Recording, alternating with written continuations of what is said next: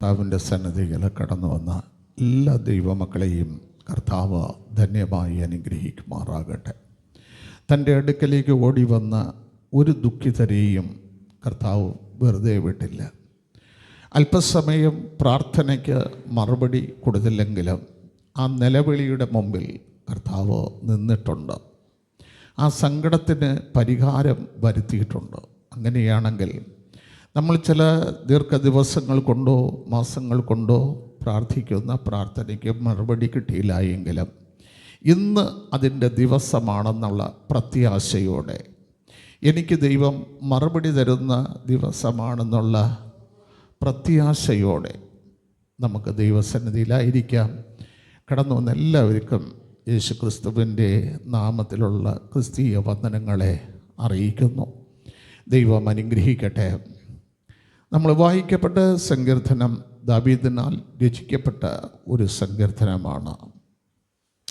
ഒന്നാമത്തെ വാക്യം, യഹോവേ ഞാൻ നിന്നെ ശരണം പ്രാപിക്കുന്നു, ഞാൻ ഒരു നാളും ലജ്ജിച്ചു പോകരുത്, നിൻ്റെ നീതി നിമിത്തം എന്നെ വിടുവിക്കണമേ.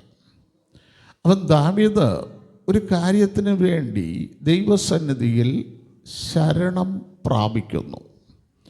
ദാവീദ് വേറൊരു സങ്കീർത്തനം 57-ാം സങ്കീർത്തനത്തിൻ്റെ 1-ാം വാക്യം വായിക്കുമ്പോൾ ദാവീദ് പറയുന്നത്, ഈ ആപത്തുകൾ ഒഴിഞ്ഞു പോകുമ്പോഴും ഞാൻ നിൻ്റെ ചിറകിനടിയിൽ ശരണം പ്രാപിക്കുന്നു. എന്നിട്ടാണ് ആപത്തുകൾ ഒഴിഞ്ഞു പോകുമ്പോളം. ഹല്ലേലൂയ, സ്തോത്രം. ഇത് ദാവീദ് ഈ സങ്കീർത്തനം എഴുതുന്നത് 1 ശമൂവേലിൻ്റെ പുസ്തകം 23-ാം അധ്യായം 8-9 വാക്യങ്ങളിൽ കൂടെ കാണാൻ കഴിയുന്നു എന്ന് ചരിത്രം നമ്മെ പഠിപ്പിക്കുന്നു. അതിൻ്റെ വാക്യങ്ങളും പഠിപ്പിക്കുന്നു. എന്നാൽ ഇന്ന് പകൽക്കാലം അതൊന്നുമല്ല ഞാൻ നിങ്ങളോട് പറയാൻ പോകുന്ന ഒരു ചിന്ത. എനിക്ക് ദൈവം എൻ്റെ പഠനമുറിയിലും പ്രാർത്ഥനാ മുറിയിലും ദൈവം തന്ന ഒരു ചിന്ത ഞാൻ നിങ്ങളോട് പങ്കുവയ്ക്കുന്നു.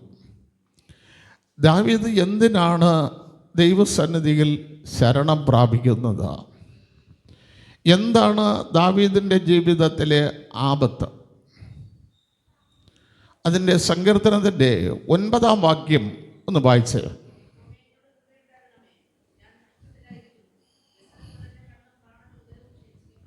ഹല്ലേലൂയ, സ്തോത്രം. ഇവിടെ ദാവീദ് പറയുന്ന 3 കാര്യങ്ങൾ.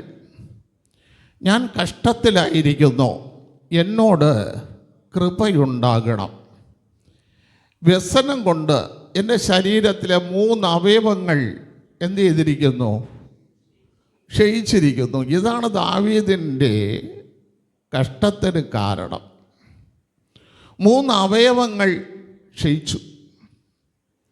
ദൈവം നമുക്ക് തന്നിരിക്കുന്ന അവയവങ്ങളെല്ലാം ഓരോ പ്രവൃത്തിക്ക് വേണ്ടി തന്നതാണ്. അത് ഒരിക്കലും ക്ഷയിക്കാൻ പാടില്ല. ഞാൻ ചോദിക്കട്ടെ, കാലിന് ഒരു പ്രതികൂലം വന്നാൽ നമ്മൾ ചിന്തിക്കും, കാല് തന്നല്ലോ, കുഴപ്പമില്ല, നമ്മുടെ കണ്ണിനോ അല്ലെങ്കിൽ ബ്രെയിനോ ഹാർട്ടിനോ കുഴപ്പം വന്നില്ലല്ലോ എന്നാണ്. ഈ കാലിൻ്റെ ഒരു കുഴപ്പം വന്നാലുള്ള കുഴപ്പം എന്താണ്? കാലിന് കുഴപ്പം വന്നാൽ നമ്മുടെ ബാക്കി ഭാരമെല്ലാം താങ്ങി നിർത്തുന്നത് ആരാണ്? കാലാണ്.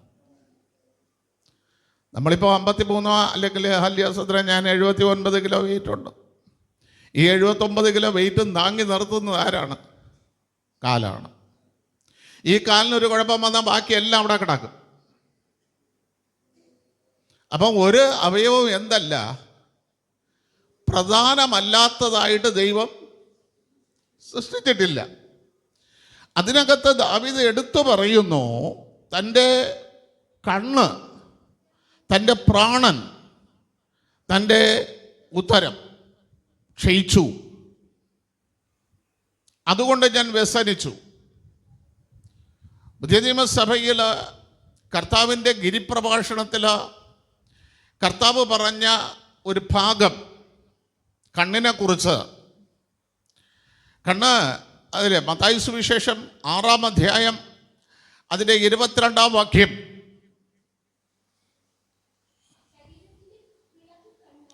ഉണ്ടായി കാല് താങ്ങി നിർത്തുന്നതാണെങ്കിൽ ശരീരത്തെ മുഴുവനും ലക്ഷ്യസ്ഥാനത്തേക്ക് നടത്തുന്നത് കണ്ണാണ്.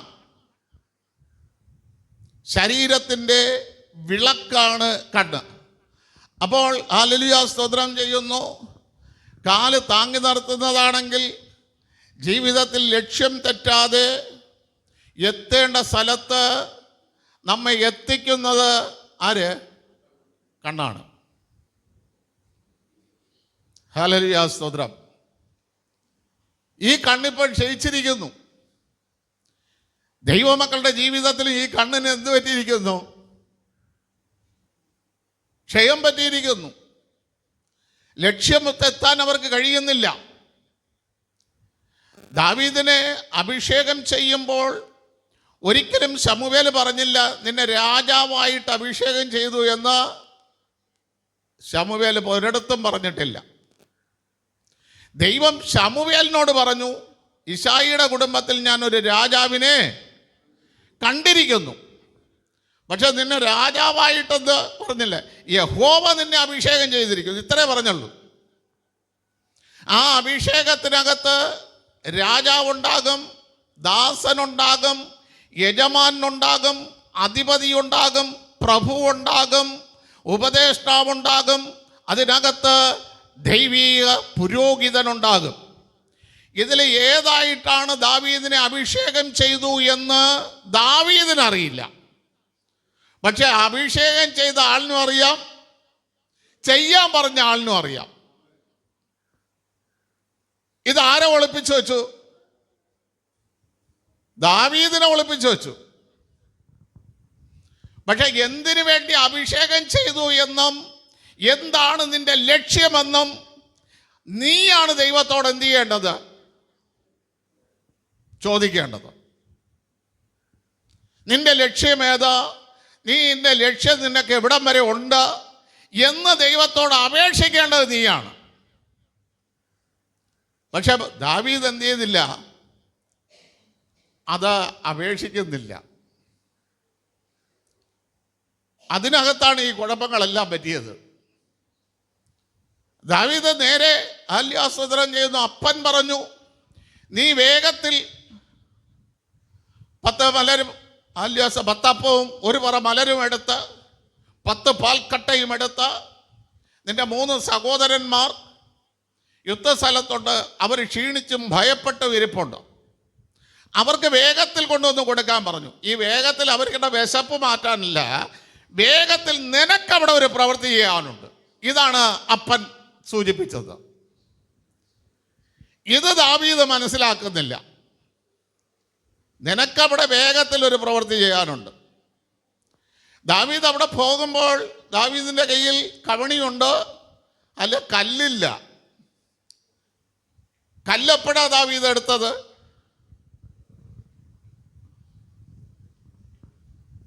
Price the lord, hallelujah. കല്ലെപ്പോഴാണ് ദാവീദ് എടുത്തതെന്ന് ചോദിച്ചാൽ, ദാവീദ് ആദ്യമായിട്ട് അവിടെ ചെന്നിട്ട് ചോദിക്കുകയാണ്, ഈ അഗ്രചർമ്മി ദൈവത്തിൻ്റെ സേനയെ നിന്ദിപ്പാൻ ഇവനാര്? ഇവനെ ഞാൻ കൊല്ലും, ഇവനെ കൊല്ലുന്നവന് എന്ത് കൊടുക്കും എന്ന് ചോദിക്കുമ്പോൾ, ഹല്ലേലൂയ, സ്തോത്രം, ഒരു പടയാളി പറയുകയാണ്, രാജാവിൻ്റെ മകളെയും രാജ്യത്തിൻ്റെ കരമൊഴിയാക്കിയ ഭാഗങ്ങളും ഹല്ലേലൂയ, സ്തോത്രം ചെയ്യുന്നു, രാജാവ് പ്രഭുവാക്കി അവനെ വയ്ക്കുമെന്ന്, രാജാവാക്കി വയ്ക്കുമെന്ന് എന്ത് ചെയ്തിട്ടില്ല, പറഞ്ഞിട്ടില്ല. വീണ്ടും ദാവീദിൻ്റെ ചോദ്യം അതാ. അടുത്ത് വേറെ ഒരാളിനോട് ചോദിക്കുന്ന, ഇവനെ കൊന്നാൽ എന്ത് കിട്ടും? ഈ കൊണ്ടുപോയ മലര്, അപ്പം, പാൽക്കട്ട സഹോദരന്മാർക്ക് കൊടുത്തോ? കൊടുത്തില്ല. പിന്നെയോ പടക്കോപ്പ് സൂക്ഷിക്കുന്നവൻ്റെ കയ്യിൽ കൊടുത്തു. കൊടുത്തിട്ട് ദാവീദിൻ്റെ അന്വേഷണം ഇതാണ്, ഇവനെ കൊന്നാൽ എന്ത് കിട്ടും, എന്ത് തരും, എന്ത് തരും? പ്രിയ ദൈവമക്കളെ, ഇവിടെയൊക്കെയാണ് നമ്മുടെ പരാജയം. എന്ത് കിട്ടും? എന്തായിരിക്കും നമുക്ക് ലഭിക്കുന്നത്? ഈ മുൻവിധിയോടെ പോയപ്പോൾ, ഹല്ലേലൂയ സ്തോത്രം, തൻ്റെ മകളെ കെട്ടാണ്ട് അവന് തൻ്റെ പടച്ചട്ട എന്ത് ചെയ്തു? ശൗൽ ഇട്ടുകൊടുത്തു. ആ ഇട്ടുകൊടുത്തപ്പോൾ നടക്കാൻ തന്നെ ദാവീദിന് കഴിയുന്നില്ല. ദാവീദ് അത് ഊരി വെച്ചതിന് ശേഷമാണ് കല്ലെടുക്കുന്നത്. ശൗലിൻ്റെ പടച്ചട്ട ഊരി വെച്ചതിന് ശേഷം തോട്ടിൽ നിന്ന് കല്ലെടുത്തു. എനിക്ക് ഇവൻ്റെ പടച്ചട്ടമുണ്ട്, എനിക്ക് ദൈവത്തിൻ്റെ അഭിഷേകമുള്ള കല്ല് മതി, ഇതെടുത്തു.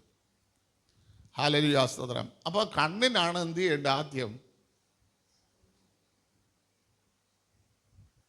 കേടുപറ്റാതെ നമ്മൾ നോക്കേണ്ടതാണ്. കണ്ണിന് ലക്ഷ്യം മറന്നു പോകും. ഹല്ലേലൂയ സ്തോത്രം. അടുത്ത വായിച്ച മത്തായി സുവിശേഷത്തിലെ വാക്യം വായിച്ചേ. കണ്ട, കണ്ണ് ചൊവ്വുള്ളതെങ്കിൽ, കാല് ചുവട്ടില്ലെങ്കിലും ശരീരം ഹല്യാസ്തോത്രം മൊത്തം ശരിയാവണമെന്നില്ല, മറ്റതൊക്കെ ശരിയാവും അല്ലേ? എത്രയോ മുടന്തന്മാർ നല്ല സ്ട്രേണായിട്ടുള്ള കാര്യങ്ങൾ ചെയ്യുന്നുണ്ട്. പക്ഷെ കണ്ണ് ചൊവ്വ അല്ലെങ്കിൽ ബാക്കി എല്ലാം എന്താവും? ചൊവ്വ അല്ലാത്തതായി മാറും. കാരണം കാഴ്ചപ്പാട് നഷ്ടപ്പെട്ടല്ലോ, കാഴ്ചപ്പാടില്ലല്ലോ. നമുക്ക് നമ്മളെക്കുറിച്ചൊരു കാഴ്ചപ്പാടില്ല. എൻ്റെ മോൻ പറഞ്ഞു, ഇന്നലെ ഒരു മരണ ശുശ്രൂഷയിൽ പങ്കെടുക്കാനിടയായി. അവർ 80 വയസ്സുണ്ടായിരുന്നു.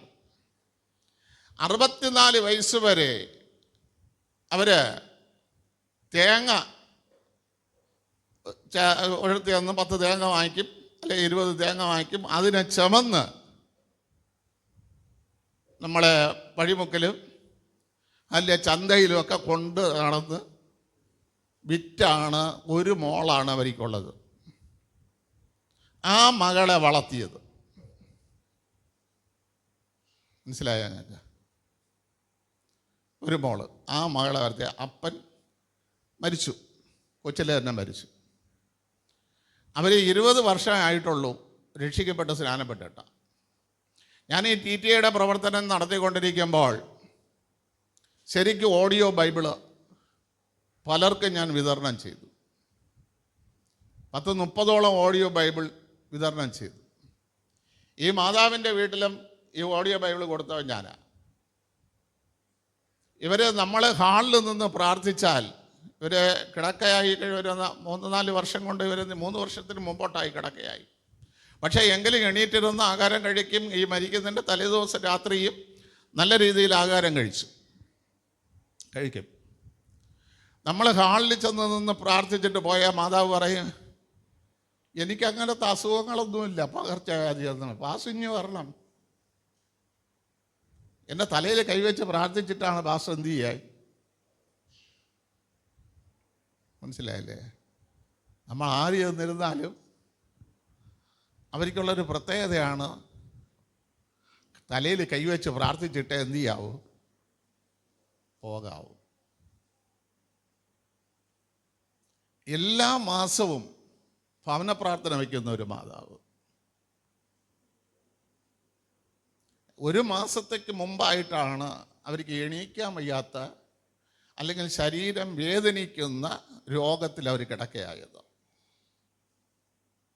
മനസ്സിലായ? ഈ ഒരു മാസത്തേക്ക് മുമ്പ് വരെ അവർ 1 മണിക്കൂർ 4 മണി തൊട്ട് 5 മണി വരെ വീട്ടിൽ നമ്മളിലാരുണ്ട്? അവരെ ചെറുകുട്ടി പറഞ്ഞ സാക്ഷ്യമാണെന്നല്ല പറഞ്ഞതാണ്. അവർക്ക് വേണ്ടി ഒരു വാക്ക് അവരെന്ത് ചെയ്യില്ല, പ്രാർത്ഥിക്കില്ല. അതായത് മകൾക്ക് 2 മക്കളുണ്ട്, ഒരാണും ഒരു പെണ്ണും. അപ്പോൾ ചെറുകുട്ടികൾക്ക് വേണ്ടി, അവരുടെ മക്കൾക്ക് വേണ്ടി, പിന്നെ നെല്ലിവിള സഭയ്ക്ക് വേണ്ടിയാണ് പ്രാർത്ഥന. ഇതാണ് ഇന്നലെ അവിടെ നഷ്ടപ്പെട്ടത്. നമ്മളിത്തിരി നേരത്തെ എഴിക്കാൻ പറഞ്ഞാൽ പോലും എന്തില്ല, പോട്ടെ, വിഷയം നമ്മൾ വിടുന്നു. പിന്നെ നമുക്കെങ്ങനെ ഓർമ്മ കുറവ് വരാതിരിക്കും? നമുക്കെങ്ങനെ ബലഹീനത വരാതിരിക്കും?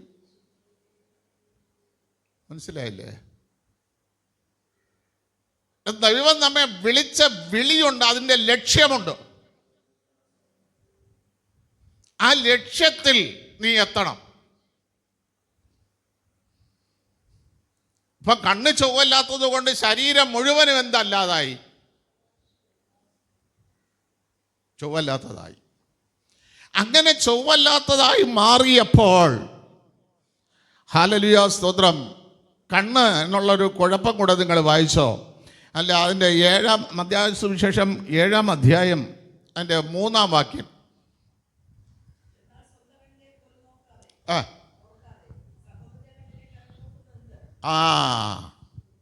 കണ്ണ് ചൊവ്വല്ലാതെ വന്ന ആദ്യം നമ്മളെ കുറ്റം എന്ത് ചെയ്യില്ല? നമ്മൾ നോക്കൂല. മറ്റാരെ കുറ്റം പറയാൻ പറ്റും? നിങ്ങൾ മനസ്സിലായ? ഞാൻ രാത്രി കഴിക്കൂല, പ്രാർത്ഥിക്കൂല, എന്നിട്ട് ഞാൻ നിങ്ങളെയൊക്കെ എന്ത് ചെയ്തോണ്ടിരിക്കും? കുറ്റം വിധിച്ചോണ്ടേയിരിക്കും. അവൻ ശരിയല്ലെന്നേ, അവൾ ശരിയല്ലെന്നേ. അതുകൊണ്ടാണ് എന്ത് ചെയ്യുന്നത്? ഈ കഷ്ടതയെല്ലാം അവരനുഭവിക്കുന്നത്. ഇങ്ങനെ പറഞ്ഞു തുടങ്ങുമ്പോൾ നമ്മൾ മനസ്സിലാക്കിക്കൊള്ളണം, ഇവൻ്റെ കണ്ണിന് എന്ത് പറ്റി? കുഴപ്പം പറ്റി. ഇവൻ്റെ കണ്ണിന് മാത്രമല്ല, ഇവൻ്റെ ശരീരത്തിന് മുഴുവനും എന്ത് പറ്റി? കുഴപ്പം പറ്റി. അടുത്ത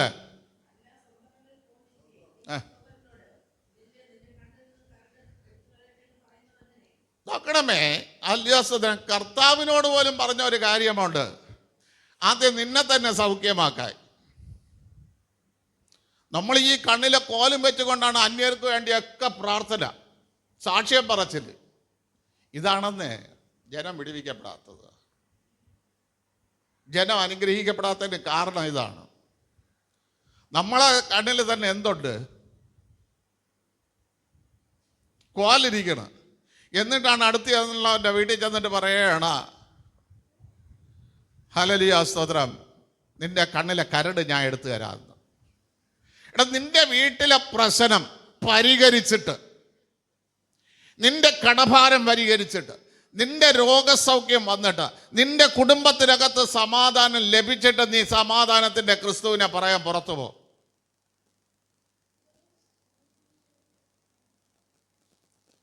നമുക്ക് അവര് നമ്മളെ പരിചയമുള്ളത് കൊണ്ട് നമ്മളോട് എന്ത് ചെയ്യുന്നില്ല? നമ്മളോടൊന്നും പറയുന്നില്ല. അവർ തിരിച്ച് നമ്മളടുത്ത് 2 ചോദ്യം ചോദിച്ചാൽ നമുക്ക് പറയാൻ മറുപടി ഉണ്ടോ? നിന്റെ വീട്ടിനകത്തെ സമാധാനമില്ല, നിന്റെ വീട്ടിനകത്ത് സന്തോഷമില്ല, എന്നിട്ട് നീ പറയാണ് എൻ്റെ കർത്താവ് സമാധാന പ്രിയനാണ്, സമാധാനം തരുമെന്ന് പറഞ്ഞ് നീ സാക്ഷ്യം പറയാൻ പോവുകയാണ്. ഇവിടെയാ കുഴപ്പം. ദാവീദിന്റെ വീട്ടിനകത്ത് എന്തില്ല? സമാധാനമില്ല, സന്തോഷമില്ല. മരിക്കുന്ന സമയത്തും ദാവീദിന് എന്തോ കിട്ടിയില്ല. മരണക്കടയിൽ കിടക്കുമ്പോഴും 2 മക്കൾ തമ്മിൽ അടിയാണ് കസേരയ്ക്ക്.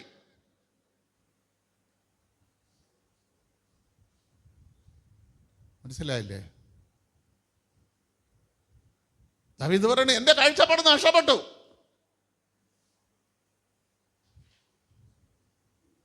ഹല്ലേലൂയ സ്തോത്രം. ഞാൻ മറ്റുള്ളവനെ നേരെയാക്കാനാണ് നടക്കുന്നത്. ആദ്യം നിന്റെ കുടുംബത്തെ നീ നേരെയാക്ക്, നിന്റെ ജീവിതത്തെ നീ നേരെയാക്ക്, എന്നിട്ട് അങ്ങോട്ട് കാലെടുത്ത് പോയി. നിനക്ക് നിന്നെക്കുറിച്ചൊരു ദർശനം ഉണ്ടാകട്ടെ, നിന്നെക്കുറിച്ചൊരു കാഴ്ചപ്പാടുണ്ടാകട്ടെ. ഇല്ലെങ്കിൽ കർത്താവ് പറഞ്ഞ ഒരു വാക്യം കൂടെ നിങ്ങൾക്ക് ഞാൻ കണ്ണിൻ്റെ ഇതിൽ പറഞ്ഞുതരാം. ലൂക്കോസിൻ്റെ സുവിശേഷം 19-ാം അധ്യായം അതിൻ്റെ 42-ാം വാക്യം വായിച്ചോ.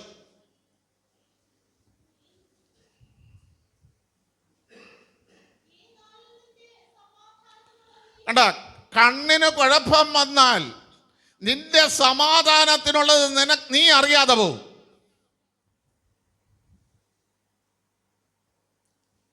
കണ്ണിന് കുഴപ്പം വന്നാൽ നിന്റെ സമാധാനത്തിനുള്ളത് നീ അറിഞ്ഞെങ്കിൽ കൊള്ളാമായിരുന്നു. കണ്ട, അത് നിന്റെ കണ്ണിന് മറഞ്ഞിരിക്കുന്നു. ഇപ്പോഴത്തെ സന്തോഷമല്ല പ്രിയ ദൈവമക്കളെ, ഇപ്പോഴത്തെ സമാധാനമല്ല, നാളെ എന്നൊന്നുണ്ട്. അതിനുള്ളത് നീ മറന്നു പോകരുത്,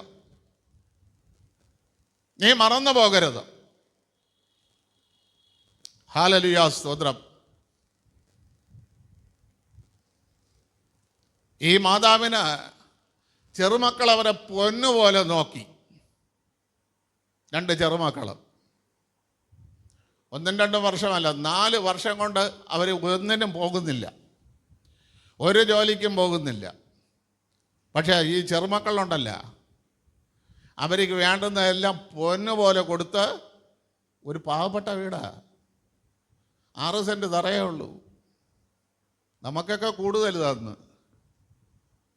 പക്ഷെ നോക്കാൻ എന്തില്ല, ആളില്ല. പക്ഷേ നല്ലൊരു ഉദ്യോഗസ്ഥൻ്റെ വീട്ടിൽ കിടക്കുന്നതിനേക്കാൾ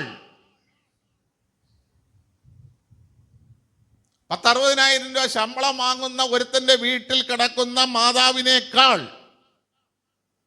സംരക്ഷണവും സ്നേഹവും പരിപാലനവും അവരനുഭവിച്ചു. മനസ്സിലായില്ലേ? അതിനൊരു ഭാഗ്യം വേണം. അത് നിന്റെ കണ്ണിൽ മറഞ്ഞു പോകരുത്. ഒരു ചെറിയ കഥ ഞാൻ നിങ്ങൾക്ക് പറഞ്ഞുതരാം.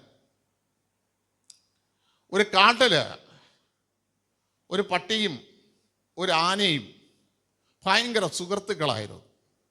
പട്ടിയും ആനയും ഭയങ്കര സുഹൃത്തുക്കളായിരുന്നു. ഇവർ രണ്ടുപേരും ഒരേ ദിവസം ഗർഭിണികളായി. പട്ടിയും ഗർഭിണിയായി, ആനയും ഗർഭിണിയായി. പട്ടി 3 മാസം കഴിഞ്ഞപ്പോൾ പ്രസവിച്ചു. ആനയ്ക്ക് ഒരു കുലുക്കവും ഇല്ല. അടുത്ത പട്ടി ഗർഭിണിയായി. പട്ടി ഗർഭം ധരിച്ചു, പ്രസവിച്ചു. ആനയ്ക്ക് ഒരു കുലുക്കവും ഇല്ല. ഇങ്ങനെ 5 പ്രസവം പട്ടി നടത്തി. 5 പ്രസവത്തിൽ കൂടെ ഏകദേശം 30ഓളം കുട്ടികളും പട്ടി പ്രസവിച്ചു. 16 മാസങ്ങൾ എന്ത് ചെയ്തു? കഴിഞ്ഞു പോയി. ആന പ്രസവിക്കുന്നില്ല. ആനയുടെ അടുത്ത് ചെന്ന് പട്ടി കളിയാക്കി, ഞാനും ഒരുമിച്ച് പ്രസവ ഗർഭിണികളായി, നിനക്കൊരു കുഞ്ഞിന് ജന്മം കൊടുക്കാൻ കഴിഞ്ഞില്ലല്ലോ. നിന്റെ കുഞ്ഞ് ഇതുവരെയും ഗർഭപാത്രത്തിനകത്തല്ലേ കിടക്കുന്നത്, ഞാൻ നോക്ക് പറ പറ പറ പറ കുഞ്ഞുങ്ങളെ ജനിപ്പിച്ചു. ആന മറുപടി പറഞ്ഞത്, എനിക്ക് പ്രസവിക്കണമെങ്കിൽ 18 മാസം വേണം, നിനക്ക് പ്രസവിക്കണമെങ്കിൽ 3 മാസം മതി.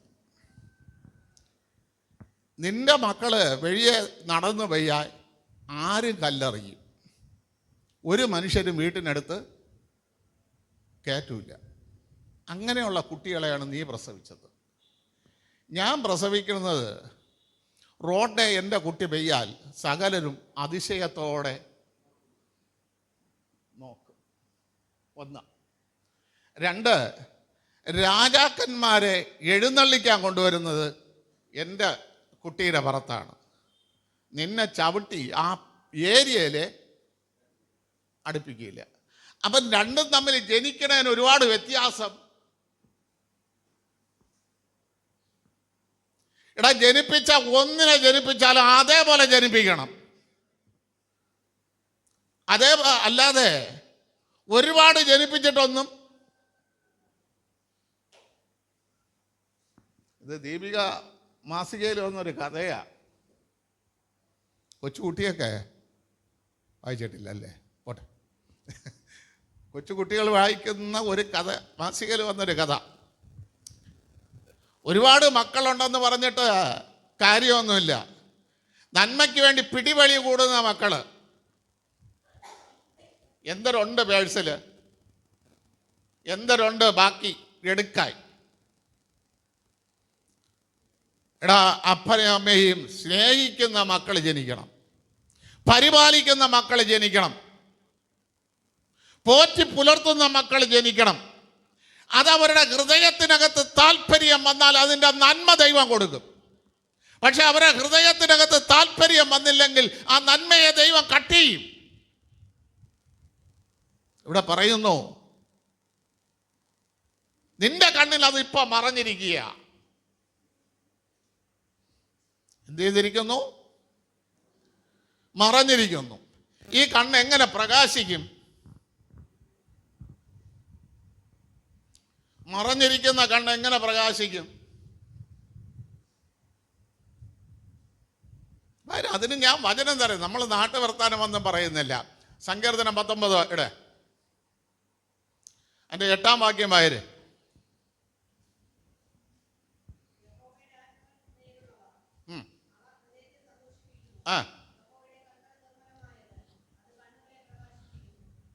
അപ്പൊ എങ്ങനെ പ്രകാശിക്കുള്ളൂ? ദൈവത്തിന്റെ കൽപ്പന നീ പ്രമാണിച്ചാൽ കണ്ണ് പ്രകാശിക്കും. കേട്ടിയാ? കൽപ്പന പ്രമാണിക്കണം. കന്യാകുളങ്ങരയിൽ ഒരു മാതാവുണ്ട്. ഞാൻ അതിശയിച്ചു പോയ കാര്യമാണ്. ഞാൻ ആദ്യമായിട്ട് കണ്ണാടി വയ്ക്കുന്നത് അവിടെ വെച്ചാ. മാതാവ് രാവിലെ ചെന്നപ്പോൾ എൻ്റെ അടുത്ത് പറയുകയാണ്, ഒരു കുപ്പി വെള്ളവും വെച്ചോണ്ടിരിക്കണം. പക്ഷേ എത്ര വയസ്സായി? 87 വയസ്സായി. കണ്ണാടി വെച്ചിട്ടില്ല. കണ്ണിനൊരു മങ്ങല്.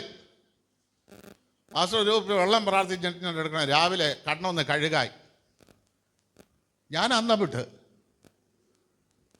ആൻറ്റി എന്തിനു പറയണത്? വയസ്സ് 87 വെള്ളെഴുത്ത് വല്ലതും ആയിരിക്കും. ആൻറ്റി വേറെ കൂടെ ആശുപത്രിയിലോട്ട്, അത് കന്യാകുളങ്ങര ആശുപത്രി, ബമ്പായ ആശുപത്രിയിൽ എവിടെയെങ്കിലും ഒന്ന്. പാസ്റ്റർ എന്തിന് ബൈബിളും എടുത്തോണ്ട് നടക്കണത്? പാസ്റ്റർക്ക് ഈ വിശ്വാസമേ ഉള്ള? പാസ്റ്റർ വെള്ളം പ്രാർത്ഥിച്ചു തന്നാൽ മതി. ഞാൻ വെള്ളം പ്രാർത്ഥിച്ചു കൊടുത്ത് കഴിയിട്ട് അടുത്ത ഞായറാഴ്ച ചെന്നപ്പോൾ ആൻറ്റി പറയുകയാണ്, പാസ്റ്റർ ഇപ്പം നല്ല വൃത്തിയാ കാണാം. ഇവിടെ അത് കണ്ടും കൊണ്ട് ഞാൻ പ്രാർത്ഥിച്ചടിക്കാൻ തുടങ്ങി.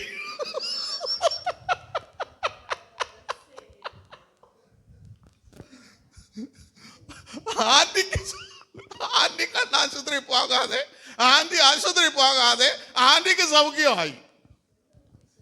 ഞാൻ എന്ത് ചെയ്ത് രാത്രി മുഴുവൻ 1 മണിക്കൂർ ഇരുന്ന് പ്രാർത്ഥിച്ചിട്ട് രാവിലെ എടുത്തിട്ട് അടിച്ച്. നിങ്ങൾ മനസ്സിലാക്കണം, ആൻറ്റിയുടെ വിശ്വാസം എനിക്കില്ല. ആൻറ്റിയുടെ പ്രത്യാശ എനിക്കില്ലാതെ പോയി.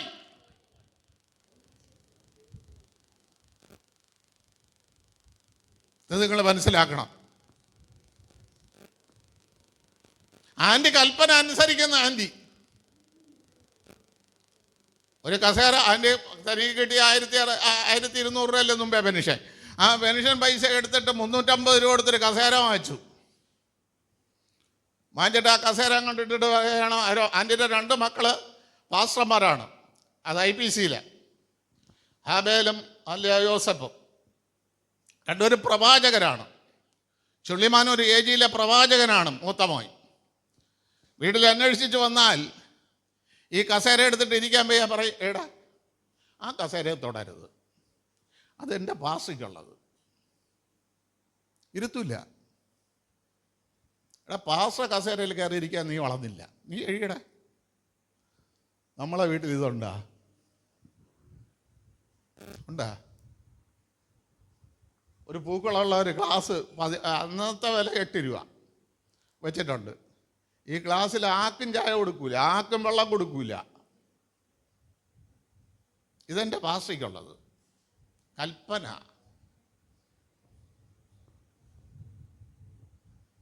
നമ്മളാണെങ്കിലും എല്ലാ കസേരയിലും എല്ലാവരെയും പിടിച്ചെന്ത് ചെയ്യും? ഞാൻ നോക്കിയപ്പോൾ അതൊന്നും എൻ്റെ ജീവിതത്തിലില്ല. പിന്നെ എങ്ങനെ കണ്ണ് വെളിച്ചം കിട്ടും? ചുമ്മാ വെള്ളം കോരി അടിക്കാന്നുള്ളതേ ഉള്ളൂ. ആദ്യം കൽപ്പന പ്രമാണിക്ക്. വീട്ടിൻ്റെ ഒരു വീട് വാടകയ്ക്ക് കൊടുത്ത വീടാണ് ഒഴിഞ്ഞ് ആരാധനയ്ക്ക് തന്നത്. ആ വീട്ടിൽ ഇവിടെ മുറ്റം തൂക്കുമ്പോൾ ഞാൻ എന്ത് ചെയ്യും, സിറ്റ് ഔട്ട് ഒരു ചാണം മൊഴിയാത്ത ഇതാണ്, തൂക്കാനായിട്ട് തുറപ്പെടുക്കും. ഈ 87 വയസ്സുള്ള ആൻറ്റി എന്നെ കൊണ്ട് സമ്മതിക്കില്ല. ആൻറ്റി തൂക്കും. ചാണകം കൊണ്ട് വന്ന് ഞങ്ങൾ രണ്ടുപേരും കൂടെ ആ വരാന്ത മുഴുവാൻ പോകുമ്പോൾ സമ്മതിക്കില്ല. എനിക്ക് പെൻഷൻ കിട്ടുമ്പോൾ ഞാൻ ഒരാളെ വിളിച്ചെന്ത് ചെയ്തോളാം. ഇവിടെ നമ്മളെ വിജാതികൾ നോക്കിക്കൊണ്ട് നിന്ന് അതുവഴി കറങ്ങി അങ്ങ് പോകും. അവനും അവളും ചെയ്യണമെങ്കിൽ ചെയ്യട്ടെ. വിളിക്കണ്ട, പറയണ്ട, ചെയ്യുമ്പോൾ ഒന്ന് കൈത്താങ്ങാൻ.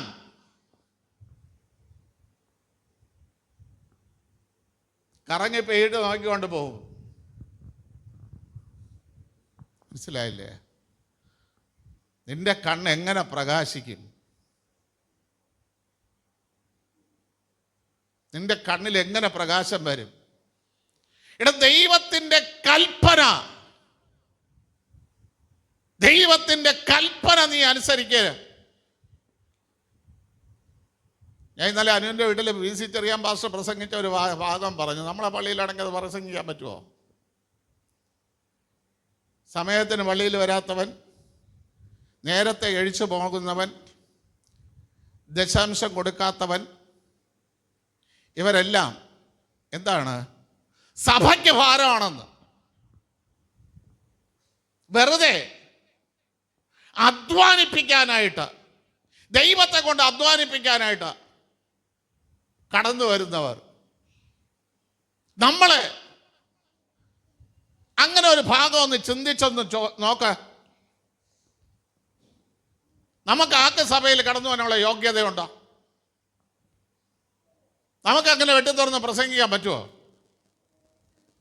എനിക്ക് പറയും, പാസ്റ്റേ ഞാൻ ഇതൊന്നും തരണില്ലല്ലോ, ഞാൻ നാളെ തൊട്ട് അങ്ങോട്ട് കസേരകൾ മാത്രം കാണും.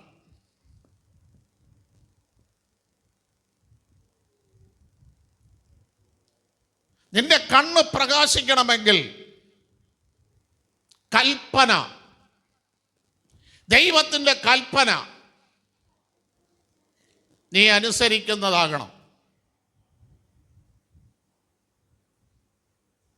2, ദാവീദ് പറയുന്നു, പ്രാണൻ ക്ഷയിച്ചു. പ്രാണൻ ക്ഷയിച്ചു. എന്ത് ക്ഷയിച്ചു? പ്രാണൻ ക്ഷയിച്ചു. എന്താ ഈ പ്രാണൻ? നമ്മുടെ ശരീരത്തിൽ എന്താ പ്രാണൻ?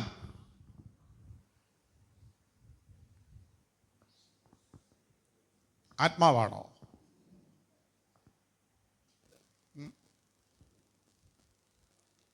ജീവശ്വാസം. മണ്ണുകൊണ്ട് ആദാമിനെ സൃഷ്ടിച്ചു. ആദാം അവിടെ കിടക്കുകയാണ്. ജീവശ്വാസം ദൈവം ഊതിയപ്പോൾ ആ ശരീരത്തിന് ചലനത്തിന് ആവശ്യമായ ഊർജം അതിനകത്തേക്ക് കടന്നു. ഇതാണ് പ്രാണൻ. അല്ല, ജീവനല്ല. ജീവശ്വാസം നമ്മൾ വരുമ്പോൾ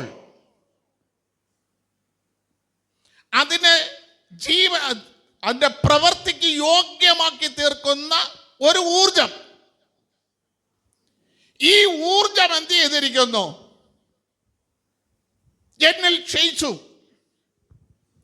ഇത് പറയാൻ കാരണം നമ്മുടെ ഊർജം എന്താ? നമ്മുടെ ഊർജം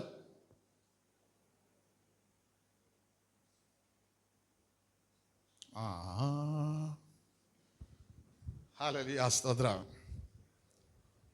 കുടുംബമായവരെല്ലാം ഒന്ന് കൈപോക്ക.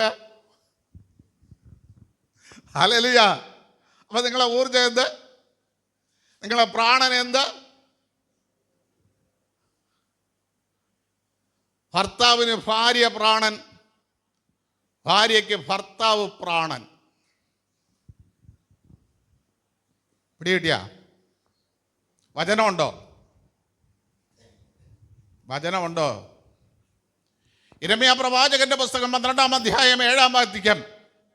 എൻ്റെ പ്രാണപ്രിയെ വായിച്ചേ.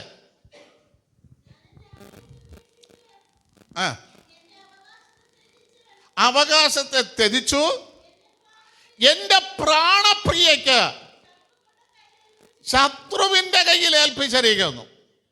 എൻ്റെ പ്രാണപ്രിയ എന്ത് ചെയ്തിരിക്കുന്നു? ശത്രുവിൻ്റെ കയ്യിൽ ഏൽപ്പിച്ചിരിക്കുന്നു. അവകാശം. പ്രാണപ്രിയയ്ക്ക് ആദ്യം നഷ്ടപ്പെട്ടത് എന്താണ്? അവകാശം. അവകാശം, ഭർത്താവിൻ്റെ മേലുള്ള അവകാശം, ഭർത്താവിൻ്റെ മേലുള്ള സർവ്വ സ്വാതന്ത്ര്യവും നഷ്ടപ്പെട്ടു. ദാവീദിന്റെ ഭാര്യയ്ക്ക് എവിടെയെങ്കിലും നഷ്ടപ്പെട്ടോ? ദാവീദിന്റെ ഭാര്യയ്ക്ക് എവിടെയെങ്കിലും നഷ്ടപ്പെട്ടോ? ദാവീദിന്റെ ഭാര്യ മീകാള് അപ്പനായിരിക്കുന്ന ശൗലും ദാവീദും തമ്മിൽ പിണങ്ങി ശൗലിനെ പേടിച്ചിട്ട് ദാവീദ് ഓടുമ്പോൾ ദാവീദിന്റെ ഭാര്യ മീകാളിനെ എടുത്ത് കൊടുത്തു. ലൈഷിന്റെ മകന് ഭാര്യയായി കൊടുത്തു എന്ന് 1 ശമൂവേലിന്റെ പുസ്തകം 25-ാം അധ്യായം 44-ാം വാക്യം നമ്മൾ വായിക്കുന്നു. എത്ര വർഷം അവന്റെ ഭാര്യയായിരുന്നു? 13 വർഷങ്ങൾ അവന്റെ ഭാര്യയായിട്ട് മീകാള് താമസിക്കുന്നു. ഈ സമയത്ത് ദാവീദിന്റെ ഭാര്യയ്ക്കും ദാവീദിനും തമ്മിൽ എന്തെങ്കിലും അവകാശമുണ്ടോ? തന്നെ പരിപാലിക്കേണ്ടവൾ. ഭാര്യയുടെ സ്ഥാനം എവിടെയാണ്? ദൈവത്തിന്റെ സ്ഥലത്താണ് ഭാര്യയെ വെച്ചിരിക്കുന്നത്. അല്ലെ, 46 സങ്കീർത്തനത്തിൽ നമ്മൾ വായിക്കുന്നത്, കഷ്ടകാലത്തിൽ അവൻ നിങ്ങൾക്ക് തക്ക തുണയായിരിക്കും. ആര്? ദൈവത്തെക്കുറിച്ച് പറയുന്നത്. അപ്പൊ ഭാര്യ എന്ന് പറയുന്ന തക്ക തുണ ഭർത്താവിന് ഒരു ആശ്വാസത്തിൻ്റെ സാന്നിധ്യം, ഒരു സ്തോത്രം ചെയ്യുന്ന എല്ലാ നിലവാരത്തിലും സ്തോത്രം തൻ്റെ സാന്നിധ്യം കൊണ്ട് ആശ്വസിപ്പിക്കുന്നു. ഈ പ്രാണപ്രിയയുടെ സാന്നിധ്യവും എനിക്ക് ക്ഷയിച്ചിരിക്കുന്നു. ഇനി ഉത്തമഗീതം നിങ്ങൾ പഠിച്ചാൽ ഹല്യാസ് 1-ാം അധ്യായം 7-ാം വാക്യം വായിച്ചാൽ, എൻ്റെ പ്രാണപ്രിയ നാട് മേയ്ക്കുന്നത് എവിടെ? ഒന്ന് വായിച്ചേ.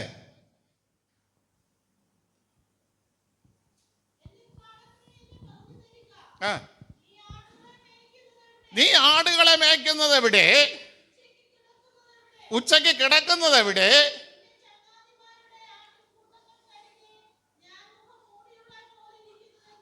അപ്പോൾ ഭർത്താവ് ഭാര്യ ഉപേക്ഷിച്ചാൽ സംഭവിക്കുന്ന 2 കാര്യങ്ങൾ.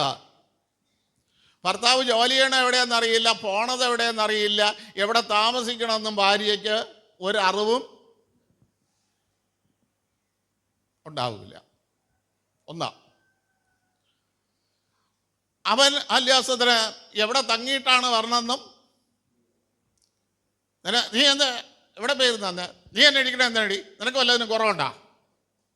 ഈ ചോദ്യം ചോദിക്കുമ്പോഴേ മനസ്സിലാക്കിക്കണം വേറൊരു സങ്കേതം കൂടെ അവൻ എന്ത് ചെയ്തിട്ടുണ്ട്, കണ്ടെത്തിയിട്ടുണ്ട്. ഈ ബന്ധം ഇവർക്ക് തമ്മിൽ എന്ത് ചെയ്തു? ദാവീദിനും ദാവീദിന്റെ ഭാര്യയ്ക്കും തമ്മിൽ ഈ ബന്ധം. ദാവീദ് എവിടെയാണ്, ഏത് ദുർഖത്തിലാണ് കിടക്കുന്നു എന്ന് ഭാര്യയ്ക്കും അറിയില്ല. ഇപ്പം ഭാര്യ എവിടെയാണ്, എന്താണ് അവളുടെ അവസ്ഥയെന്ന് ദാവീദിനും ഇത് ക്ഷയിച്ചു. ഇതാ ദാവീദിനുണ്ടായിരിക്കുന്ന കഷ്ടം.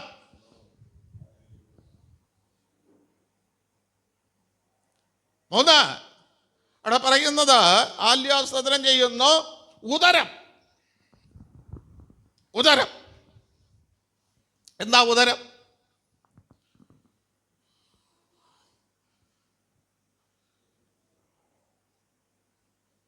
എന്താ ഉദരം? ഗർഭപാത്രമാണോ?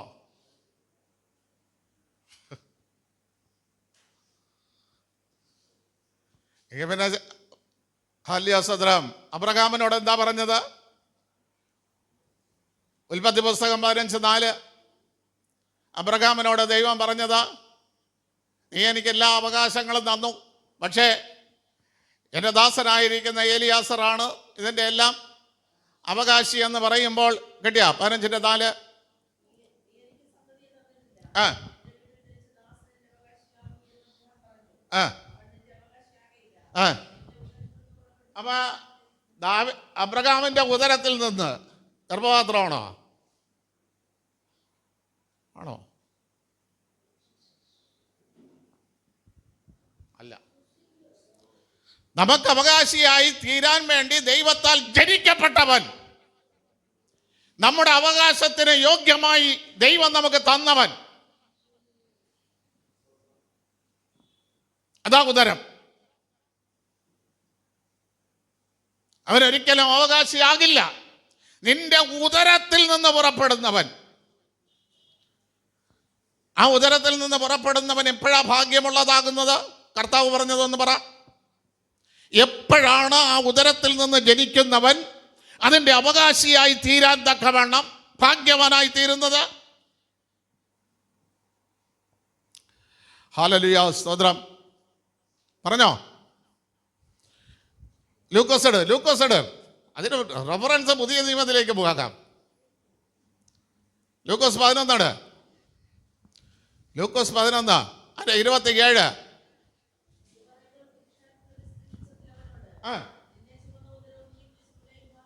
ചിലരൊക്കെ പറയണത് അവനെ പ്രസവിച്ചതാണ്, അതുകൊണ്ട് എന്നെ കുടുംബത്തിൽ ജനിച്ചത് കണ്ടാണ് അവ ഭാഗ്യവാനെന്ന്. ചിലരുടെയൊക്കെ പറഞ്ഞില്ല അങ്ങനെയാ. ഹല്ലേലൂയ, സ്തോത്രം. പക്ഷെ കർത്താവ് അതിനെ തിരുത്തി.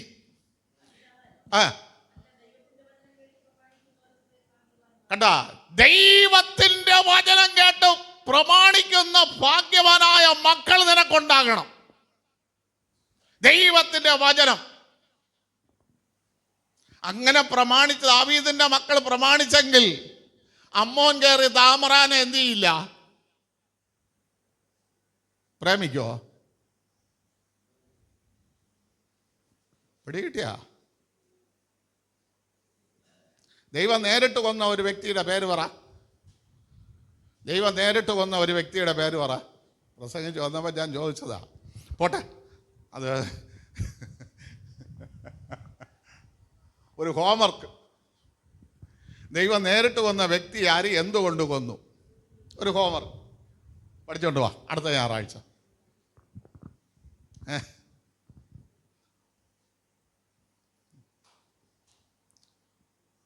വല്ല പിടിയുണ്ടോ രാജവണ്ണ?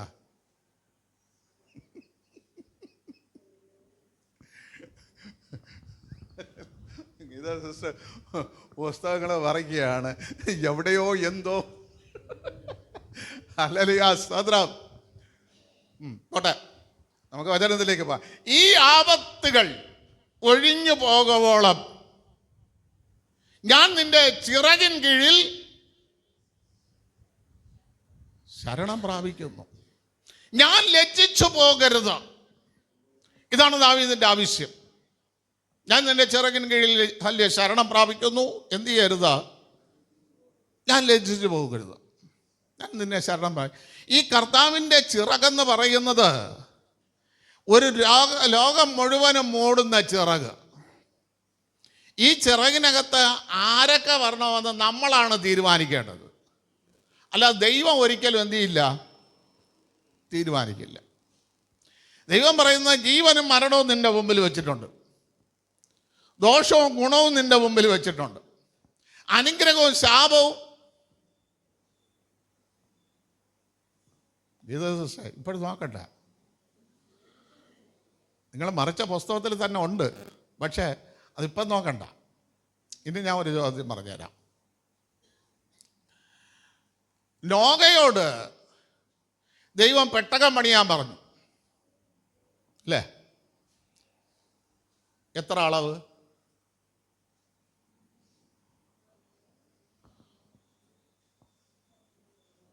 300 മുഴം നീളം, 50 മുഴം ഉയരം. അപ്പോൾ ഇതിനകത്ത് ദൈവം പറഞ്ഞ ഈ പെട്ടകത്തിനകത്ത് 3 തട്ടിൽ അന്ന് ഭൂമിയിലുള്ള സകല ജനവും കേറാൻ കണക്കിനാണ് ഈ പെട്ടകം എന്ത് ചെയ്തത്?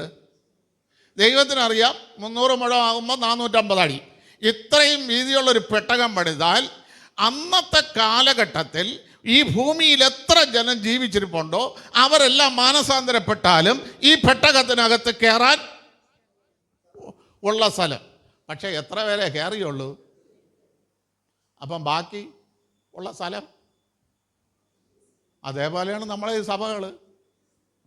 കയറേണ്ടവന്മാരൊന്നും കയറുന്നില്ല, സ്ഥലം വേസ്റ്റായി കിടക്കുകയാണ്, അവിടെ കയറി പിശാചിരിക്കണം.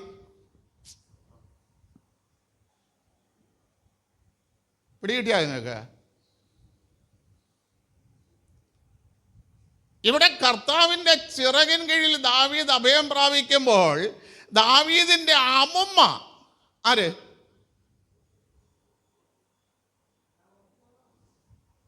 നവോമി അഭയം പ്രാപിച്ചതും രൂത്താണ് അമ്മമ്മ. അമ്മമ്മ അഭയം പ്രാപിച്ച ഒരു കാര്യം ദാവീദിന് ഉറപ്പുണ്ട്. രൂത്ത് എപ്പോഴാ കർത്താവിൻ്റെ ചിറകിൽ അഭയം തേടിയത്? എപ്പോഴ്? വചനം വായര്. രൂത്തിന്റെ പുസ്തകം 8-ാം അധ്യായം 11-12 വാക്യങ്ങൾ.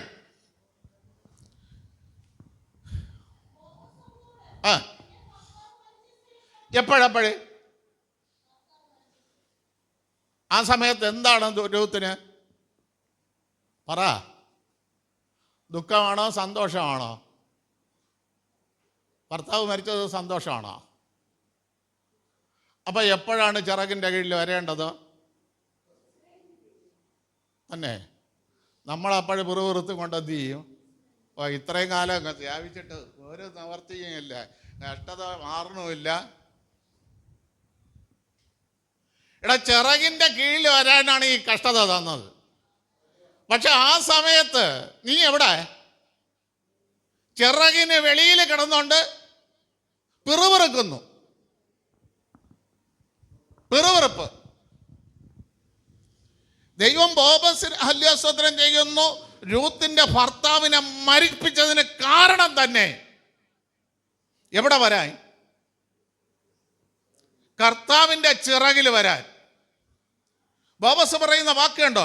നിന്റെ ഭർത്താവ് മരിച്ചതും അമ്മായി അമ്മയ്ക്ക് നീ ചെയ്തതും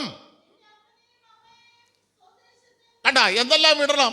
ഈ ചിറകിൻ്റെ കീഴിൽ വരണമെങ്കിൽ അപ്പനെ വിടണം, അമ്മയെ വിടണം, സ്വദേശത്തെ വിടണം. ആർക്ക് കൊടുത്ത കൽപ്പന? അബ്രഹാമിന് കൊടുത്തത്. അതിപ്പോ ആരിൽ വന്നു? രൂത്തിൽ വന്നു. ആ ചിറകിൻ കീഴിൽ നീ വന്നു. മുമ്പേ അറിയാത്ത ജനത്തിന്റെ അടുക്കലേക്ക് ഈ വിവരമൊക്കെയും. അപ്പൊ നമ്മൾ ചെയ്യണ ബോബസ് ആല്യാസത്രം ആ വയലിൽ വന്നതേ ഉള്ളൂ. മേലാളനോട് ചോദിച്ചു, ഇവളെവിടെ നിന്ന്? മോവാബ് ദേശത്തുനിന്ന് വന്ന ചെറിയൊരു വിവരണം കൊടുത്തു. പക്ഷെ ബോബസ് പറയുന്നത് വേണ്ട, നീ മരിച്ചതും നിന്റെ ഭർത്താവ് മരിച്ചതും നീ വിട്ടതും എല്ലാം ഞാൻ എന്ത് ചെയ്തിരിക്കുന്നു. അപ്പൊ നമ്മെക്കുറിച്ച് എല്ലാം അറിയുന്ന ദൈവത്തിന്റെ ചിറകിൻ കീഴിൽ നീ വരണം. അടുത്ത് ഈ പ്രവർത്തിക്ക്.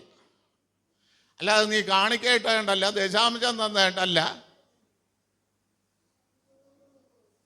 നീ കുറെ പള്ളിയിൽ വന്ന് നടന്ന് തുള്ളിയത് കണ്ടല്ല, ആടിയത് കണ്ടല്ല, കൈയടിച്ചത് കണ്ടല്ല. ഈ പ്രവർത്തിക്ക് നീ വിട്ടതിൻ്റെ, വേർപാടനുസരിച്ചതിൻ്റെ, വിശുദ്ധിയിലേക്ക് നീ വന്നതിൻ്റെ അതിൻ്റെ പ്രതിഫലം കേട്ടാ. ഇത്രയും വിട്ടാലേ നീ എവിടെ വരുവുള്ളൂ? ദൈവത്തിൻ്റെ ചിറകിൻ കീഴിൽ നീ വരും. ചിറകിൻ കീഴിൽ വന്നതും അവൻ നിനക്ക് പൂർണ്ണ പ്രതിഫലം തരട്ടെ.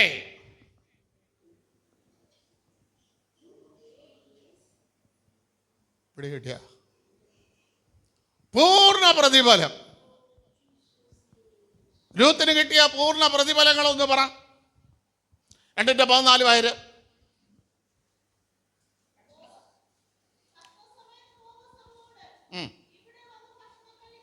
കണ്ടാ, ദാവീദ് 200 അപ്പത്തിന് വേണ്ടി എന്ത് ചെയ്തു?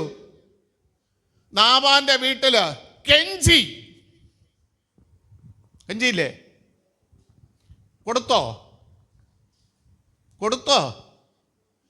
എവിടെയെന്ന് അറിഞ്ഞൂടാത്തവന്മാർക്ക് എങ്ങനെ ഞാനെടുത്ത് കൊടുക്കുക? ഇതേപോലെയാണ് പലരും നന്മയ്ക്ക് വേണ്ടി പലയിടവും കിടന്ന് കെഞ്ചയാ. എനിക്ക് കടം, എനിക്ക് അവിടെ ജപ്തി, ഇവിടെ ലോണ്, ഇവിടെ കടം, ഇവിടെ ഭാര്യയ്ക്ക് രോഗം, ഇവിടെ ഭർത്താവിന് രോഗം, ഇവിടെ കുട്ടികൾക്ക് ഭാരം, അവിടെ ഭാരം, ഇവിടെ ഭാരം. കെഞ്ചുകയാ. കെഞ്ചാതെ കർത്താവിന്റെ ചിറകിൻ കീഴിൽ വാതി. ദാവീദ് കെഞ്ചി 200 അപ്പമെങ്കിലും നീ എനിക്ക് തരണം. നാമാൻ പറഞ്ഞു തരൂല. നീ എവിടെ ഉള്ളവനെന്ന് ഞാൻ എങ്ങനെ അറിയും? യജമാനെ വിട്ടുപോയവന്മാർ ഉണ്ട്. പ്രിയ ദൈവമക്കളെ, ഈ കെഞ്ചൊക്കെ നിർത്തണം. നിർത്തി ദൈവത്തിന്റെ ചിറകിൻ കീഴിൽ നീ വാ. ഇവിടെ നോക്ക്, ചിറകിൻ കീഴിൽ വന്ന രൂത്തിന് ആദ്യം ഭക്ഷണം. അടുത്ത്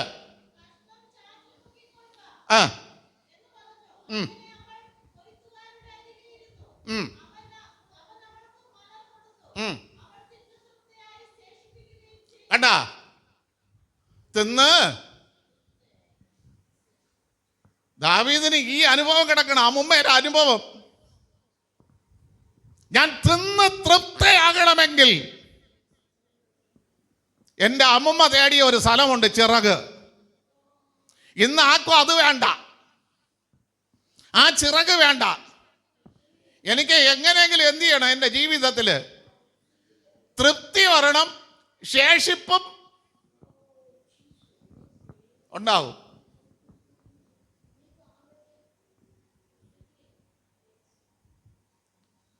പ്രിയ ദൈവമക്കളെ, ദാവീദ് ആ അമ്മുമ്മ തേടിയ ചിറക്. പറ മക്കളെ, ഞാൻ കഷ്ടപ്പെട്ടത്, ഞാൻ ദൈവത്തോട് പ്രാർത്ഥിച്ചത്, ഞാൻ ദൈവത്തോട് യാചിച്ചപ്പോൾ ദൈവം എനിക്ക് ഇന്നത് ചെയ്തു തന്നെന്ന് പറഞ്ഞുകൊണ്ട് മക്കളെ നീ വളർത്ത്. അവര് ചിറകിൻ കീഴിൽ വരട്ടെ, ചിറകിൻ കീഴിൽ വരട്ടെ. നിന്റെ മക്കൾക്ക് ശേഷിപ്പുണ്ടാകും, നിന്റെ മക്കൾ തൃപ്തി പ്രാപിക്കണമെങ്കിൽ ഈ ചിറകിനകത്ത് വരണം. അടുത്ത്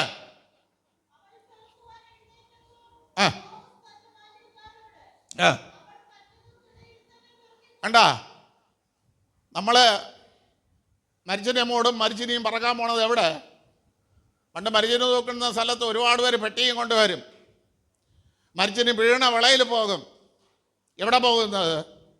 പിഴുത കമ്പിൻ്റെ മൂട്ടിൽ ഏതെങ്കിലും പൊടി കിടക്കണമെങ്കിൽ പറക്കാൻ, അത് കഴിഞ്ഞിട്ട് മൂട് വെട്ടി ഇടുന്നതിൽ അതിനകത്ത് എന്തെങ്കിലും ചതയുണ്ടെങ്കിൽ അതിനെ തോണ്ടിയെടുക്കാൻ പോകും. ഇവിടെ ബ്രൂത്തിന് കിട്ടിയണ്ട, അത് പിഴുമ്പോൾ തന്നെ അതിൻ്റെ ഇടയിലൊന്ന് എന്ത് ചെയ്തോട്ടെ എന്ന്. വിഴിഞ്ഞത്ത് മീൻ വാങ്ങിക്കാൻ പോയിട്ടുള്ള ആരുണ്ട്? മീൻ വില കുറച്ച് വാങ്ങിക്കണത് ആര് കൊണ്ടുവരണം സാധനം? വള്ളം വന്ന ഉടനെ 4-5 സ്ത്രീകൾ അവിടെ പയ്യന്മാർ ഓടിയിട്ട് അവർ പറയും 4-5 എണ്ണം എടുക്കും. പോയിടാ 4-5 എണ്ണം എടുക്കും. അതാണ് ആദ്യം കൊണ്ടുവന്ന് അവർ ലേലം ചെയ്ത് വയ്ക്കുക. അവരാണ് പൈസ കൂടുതൽ എന്ത് ചെയ്യുന്നത്. ഇത് വാങ്ങിച്ചാൽ നമുക്ക് ലാഭമാണ്, കാര്യം അവർക്ക് ഫ്രീ കിട്ടിയത്. ഇവിടെ രൂത്തിന് കിട്ടിയ ആനുകൂല്യം അതാ.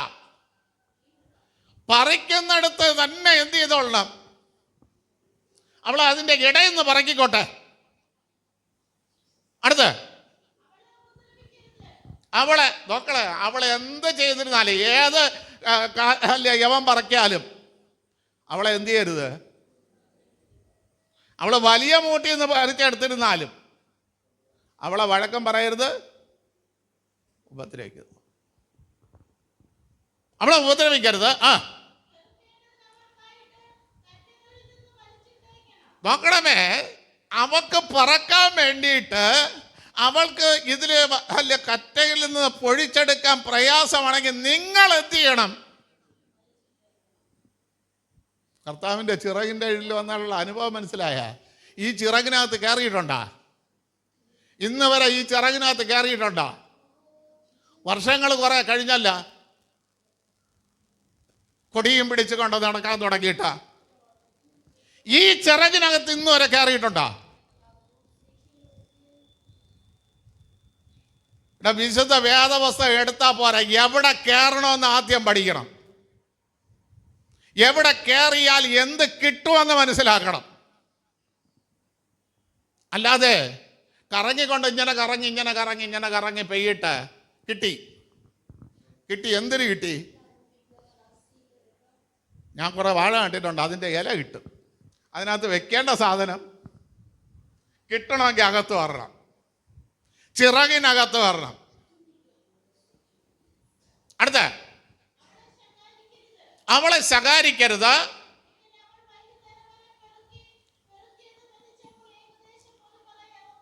കണ്ട പ്രിയ ദൈവമക്കളെ, ഈ ചിറകിനകത്താണ് ഞാനും ശരണം പ്രാപിക്കുന്നത്. ദാവീദ് ദൈവത്തോട് പറയുകയാണ്, ഈ ചിറകിനകത്ത് ഞാൻ ഇനി ഈ ചിറകിനകത്ത് വന്നപ്പോൾ രൂത്തിന് ആദ്യത്തെ സ്പോൺസർ എന്തായിരുന്നു? ഇത്രയും അനുഗ്രഹം ആദ്യത്തെ സ്പോൺസർ എന്തായിരുന്നു? രൂത്തിന് ആദ്യത്തെ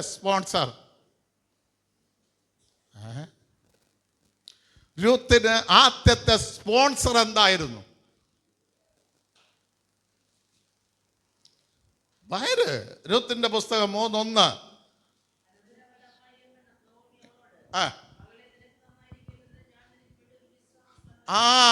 ഒരു വിശ്രമ സ്ഥലം, ആദ്യത്തെ സ്പോൺസർ. എന്തിന്? മകളെ, നീ നന്നായിരിക്കേണ്ടതിനാ. നീ കരയാനായിട്ടല്ല, നീ നിലവിളിക്കാനായിട്ടല്ല, നീ പിറുപിറുക്കാനായിട്ടല്ല, നീ ആവശ്യങ്ങൾക്ക് വേണ്ടി മറ്റൊരുത്തൻ്റെ മുമ്പിൽ കൈ നീട്ടേണ്ടതിനായിട്ടല്ല, നീ നന്നായിരിക്കേണ്ടതിനാ ഞാൻ നിനക്കൊരു വിശ്രമ സ്ഥലം. മനസ്സിലായ നിങ്ങൾക്ക്? ഒരു വിശ്രമ സ്ഥലം, ഒരു വീട്. അതാരാ സ്പോൺസർ ചെയ്യണത്? നവോമി എന്താ രൂത്തിനോട് പറഞ്ഞത്? നീ എൻ്റെ കൂടെ വന്നാൽ നിനക്കിനി മക്കളെ പ്രസവിക്കാൻ എനിക്ക് പ്രായവും ഇല്ല, അതിനെനിക്ക് കഴിയല്ല, നീ വീട്ടിലോട്ട് പോ എന്ന് പറഞ്ഞ നവോമി, എന്ന് പറഞ്ഞ് പിന്തിരിപ്പിക്കാൻ നിന്ന നവോമി ഇവിടെ രൂത്തിന് എന്ത് ചെയ്യാണ്? സ്പോൺസർ ചെയ്യാണ്. എടാ, ഈ ചിറകിനകത്ത് വന്നാൽ നിന്നെ ആരെങ്കിലും പിന്തിരിപ്പിക്കാൻ ശ്രമിച്ചിട്ടുണ്ടെങ്കിൽ, നിന്നെ ആരെങ്കിലും വഴിവിട്ടു പോകാൻ പറഞ്ഞിട്ടുണ്ടെങ്കിൽ, നീ ഇങ്ങോട്ട് വരണ്ട എന്ന് പറഞ്ഞിട്ടുണ്ടെങ്കിൽ, അവന്റെ നാവ് കൊണ്ട് തന്നെ നിനക്ക് വേണ്ടി സ്പോൺസർ ചെയ്യിക്കാൻ എന്റെ ദൈവത്തിന് കഴിയും. സ്പോൺസർ ചെയ്തു. ആ സ്പോൺസർ ചെയ്യുമ്പോൾ നവോമിയോട് ദൈവം നവോമി രൂത്തിനോട് പറയുന്നത്, മക്കളെ, നീ എന്ത് ചെയ്യണം? ഇന്നൊന്ന് ഇതുവരെ കുളിച്ചതുപോലെയല്ല, നീ ഒന്ന് കുളിക്കണം. ഇല്ലേ? നീ എന്നും കുളിക്കും, പക്ഷെ ഇന്ന് വ്യത്യസ്തമായൊരു കുളി, നിന്റെ നിർജീവ പ്രവർത്തികളെ പോക്കുന്ന ഒരു കുളി. അല്ലേ? എബ്രായ ലേഖനം 9:14 വായിക്കുമ്പോൾ, ഹല്ലേലൂയ, നമ്മുടെ നിർജീവ പ്രവർത്തികളെ പോക്കി ആത്മാവിൽ, ഒന്ന് വായിച്ചേ,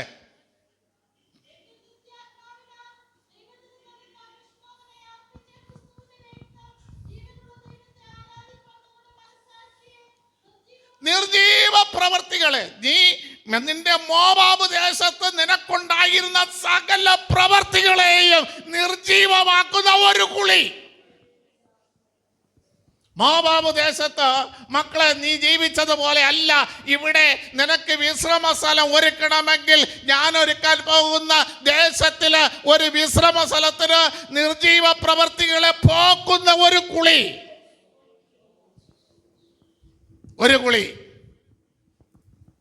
മക്കളെ നിനക്ക് വേണം. 2, നീ എന്ത് ചെയ്യണം? തൈലം പൂശണം. എസ്തേറിന് കൊടുത്ത തൈലം ഞാൻ പറഞ്ഞും പോയി പോട്ടെ. എന്ത് തൈലം?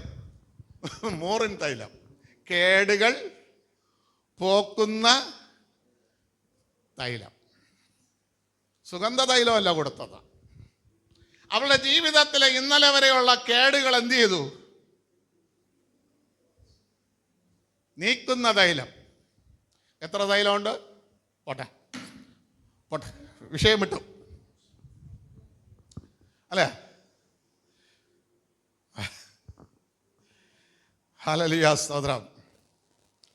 അപ്പൊ മൂറിൻ തൈലം കൊടുത്തിട്ട് അടുത്ത് എങ്ങോട്ടാണ് എസ്തേറിന്റെ സ്ഥാനക്കയറ്റം? രാജാവിന്റെ കൊട്ടാരത്തിലേക്ക്. മോളെ, നീ ഇത് കുളിച്ചു കഴിഞ്ഞാൽ, ഈ തൈലം പൂശിക്കഴിഞ്ഞാൽ നിന്റെ സ്ഥാനം ഇനി എൻ്റെ വീട്ടിലായിരിക്കില്ല. മക്കളെ, എൻ്റെ വീട്ടിൽ ഇന്നലെ കിടന്നതുപോലെ അല്ല നീ കിടക്കാൻ പോണത്. നിനക്കൊരു വീണ്ടെടുപ്പുകാരനുണ്ട്. ആ വീണ്ടെടുപ്പുകാരനോടുകൂടെ ഈ തൈലം പൂശിയാൽ നിന്റെ ആത്മാവിൻ്റെ വീണ്ടെടുപ്പുകാരൻ, നിന്റെ ജീവന്റെ വീണ്ടെടുപ്പുകാരൻ, നിന്റെ വസ്തുവകകളുടെ വീണ്ടെടുപ്പുകാരൻ, നിന്റെ നന്മകളുടെ വീണ്ടെടുപ്പുകാരൻ, നിന്റെ വാഗ്ദത്തങ്ങളുടെ വീണ്ടെടുപ്പുകാരൻ, ആ വീണ്ടെടുപ്പുകാരന് നീയും തമ്മിൽ ആവാസം. ആ വാസം വന്നപ്പോൾ രൂത്തിന്റെ പുസ്തകം 4 ആല്യസ്തോത്രം ഒരു വാക്യമുണ്ടല്ലോ. അവര് പട്ടണപ്രദേശത്തിരുന്നു. ആല്യസ്തോത്രം എന്തൊക്കെ കൂടെയാണ് രൂത്തിനെ അവർ വിലക്കെടുത്തത്?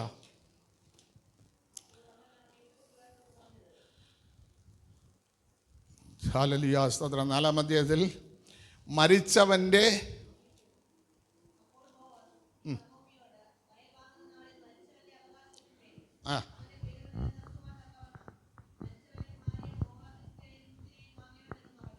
എന്തൊക്കെ കൂടെ വാങ്ങിച്ചു?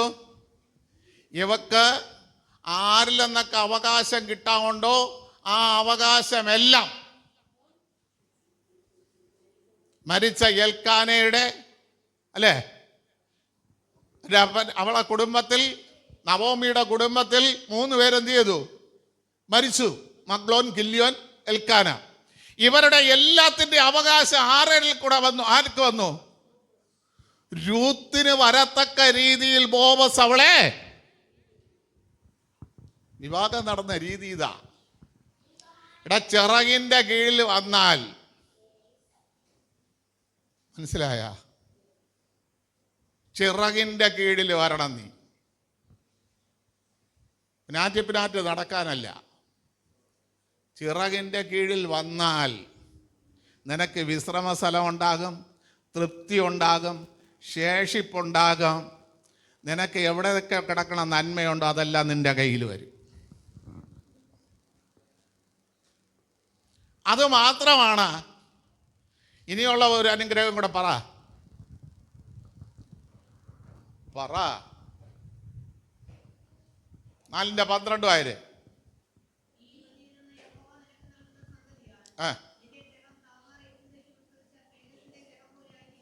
നോക്കണമേ പ്രിയ ദൈവമക്കളെ, ഇത് പറയാൻ കാരണം എന്താ? ഇത് മരിച്ച ദൈവം കൊന്ന ആളിൻ്റെ പേര് പിടികിട്ടിയാ?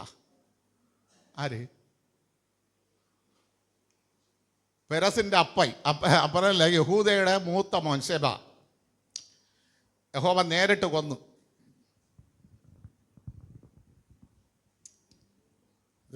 എന്തിനാ കൊന്നത്?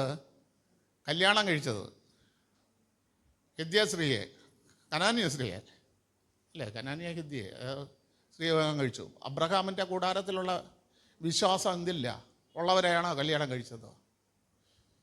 പെണ്ണുകൾ കെട്ടിക്കുമ്പോൾ ഇതൊക്കെ നോക്കിയും പാത്തുമാണ് എന്ത് ചെയ്യായി? നേരിട്ട് കൊല്ലും. നേരിട്ട് മോനെ മോക്കും എവിടെയാണ് ഇത്തിരി പണം കിട്ടണ സ്ഥലം, പദവി കിട്ടണത് എന്ന് നോക്കി ചാടി പുറപ്പെട്ടാൽ ദൈവം നേരിട്ട് എന്ത് ചെയ്ത് കട്ട് ചെയ്ത് കളയും. ഇവിടെ രൂത്തിന് കൊടുക്കുന്ന അനുഗ്രഹം നോക്ക്. യഹൂദ താമ്രാവിന് പ്രസവിച്ച പെരസും സെരസും പോലെ അവരാണ് യഹൂദാഗ്രഹത്തെ പണിതത്. ഈ യഹൂദാഗ്രഹത്തിൽ നിന്നാണ് ദാവീദ് ജനിക്കുന്നത്. ഈ യഹൂദാഗ്രഹത്തിൽ നിന്നാണ് നമ്മുടെ അരുമനാഥനായ കർത്താവ് ലോകത്തിലേക്ക് വന്നത്. എടാ, ലോകം തള്ളിക്കളഞ്ഞാലും, ലോകം നിന്നെ വ്യഭിചാരി എന്ന് പറഞ്ഞാലും, ലോകം നിന്നെ കള്ളനെന്ന് പറഞ്ഞ് തള്ളിയാലും, എൻ്റെ കർത്താവിൻ്റെ ചിറകിൻ കീഴിൽ വന്നാൽ നിനക്കൊരു ഗ്രഹം പണിയാൻ എൻ്റെ ദൈവം ശക്തൻ. ലോകം തള്ളട്ടെ, ലോകം പഴിക്കട്ടെ, ലോകം നിന്നെ വെറുക്കട്ടെ, ലോകം നിന്നെ ശപിക്കട്ടെ, പക്ഷെ നീ ചിറകിൻ്റെ കീഴിൽ വരണം. ഇവിടെ പറയണ കേട്ടാ, ഹാല്യ സ്തോത്രം ചെയ്യുന്നു. അവർ പെരസും സെരസുമല്ലോ ആ ഗ്രഹം, ഇസ്രായേൽ ഗ്രഹം പണിതത്. അടുത്ത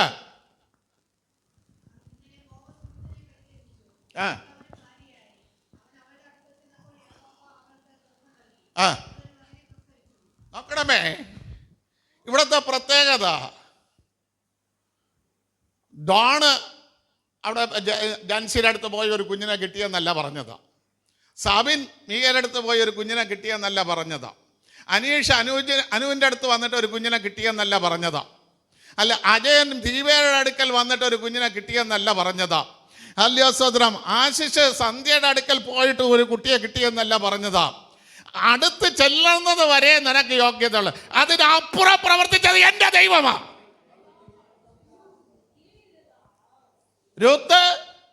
ബോബസ് രൂത്തിന്റെ അടുക്കൽ ചെന്നു, അത്ര വരെ ഉള്ളൂ. ബാക്കി പ്രവൃത്തി മുഴുവനും യഹോവയ്ക്കുള്ളത്.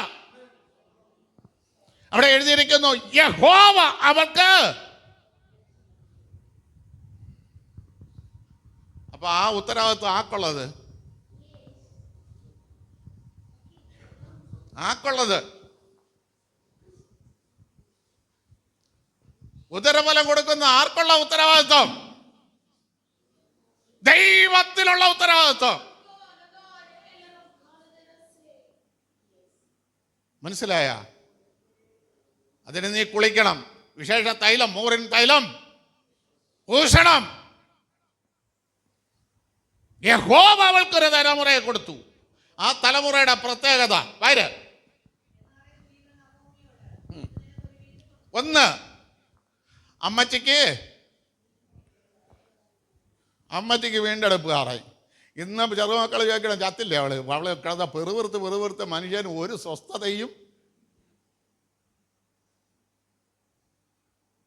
അമ്മച്ചി പെറുവിറുക്കുന്നാണ്. അമ്മച്ചിക്ക് വീണ്ടെടുപ്പുകാരനാ ജനിച്ചത്. ബിന്ദുവിൻ്റെ വീണ്ടെടുപ്പുകാരിയായി കിടക്കണത്.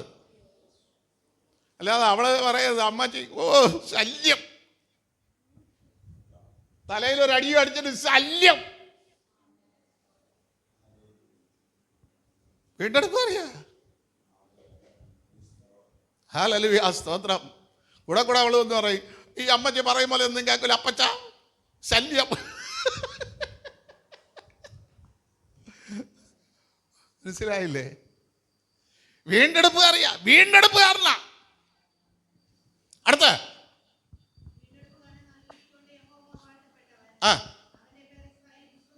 ഒന്ന്, ആ തലമുറയുടെ പേര് ഇസ്രായേൽ രാജ്യം മുഴുവനും വിസ്തൃതമാകാൻ പ്രാർത്ഥിച്ചിട്ടുണ്ടോ? എന്നെങ്കിലും തലമുറയ്ക്ക് വേണ്ടി പ്രാർത്ഥിച്ചിട്ടുണ്ടോ? ഇങ്ങനെയൊക്കെ മക്കളെ കെട്ടിക്കൊടുത്ത് മോൻ പെണ്ണ് കൊണ്ടുവന്ന് അതോടുകൂടി നമ്മളെ ഉത്തരവാദിത്വം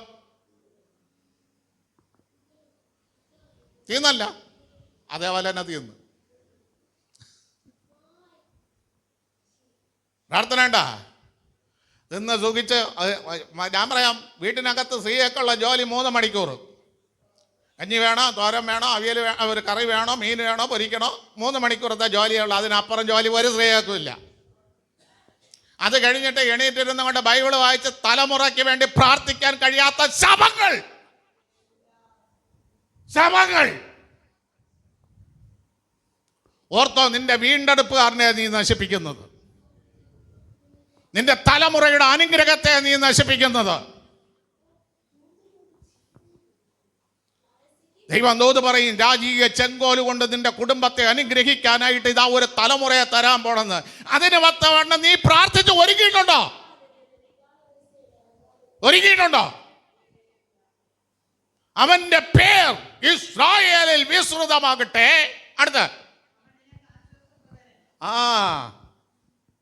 അമ്മച്ചി ആശ്വാസം തന്നെ, അമ്മച്ചിക്ക് ആശ്വാസം തന്നെ. ചെറുമക്കള് ചെറുമക്കളെ ഓർത്ത് കരയാനേ ഇപ്പൊ അമ്മച്ചിമാർക്ക് എന്തുള്ളൂ?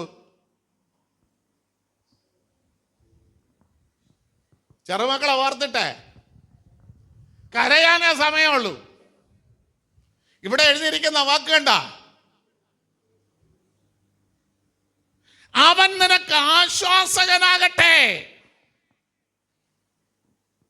അടുത്ത വാക്ക് നോക്ക. അവൻ തിന്നുമ്പോൾ അമ്മച്ചി വെറുവറായിരിക്കണം. ഇന്ന് ആഹാരം കൊടുക്കണം, അങ്ങനെയാണല്ല. അമ്മച്ചി വെറുവറായിരിക്കും. ചെറുമക്കൊക്കെ മക്കളെ ഇത് തിന്നട, ഇത് തിന്നട, ഇത് തിന്നട, ഇത് തിന്നട പുറകെ കൊണ്ടോട്. പക്ഷെ നിനക്ക് ജന്മം തന്ന അമ്മച്ചി ഇരുന്നും കൊണ്ട് എന്ത് ചെയ്തോളിക്കും? കിട്ടിയെങ്കിൽ തിന്നായിരുന്നു. നമ്മളെ ആഗ്രഹമാണ് നീ പറയണത്. ചെറുകുട്ടിക്ക് കൊടുക്കുമ്പോൾ അത് എനിക്കും കിട്ടിയെങ്കിൽ. ഇത് മനസ്സിലാക്കിയ ചെറുകുഞ്ഞ് എന്ത് ചെയ്യാണ്? അമ്മച്ചിക്ക് കൊടുത്തില്ല എന്ന് പറഞ്ഞുകൊണ്ട് ഈ ചെറുകുഞ്ഞ് ആദ്യം കൊണ്ടുവന്ന് അമ്മച്ചി തിന്ന്. അമ്മച്ചിമാർക്ക് തരണുണ്ടാ? ശപിക്കപ്പെട്ട അമ്മച്ചിമാരെ.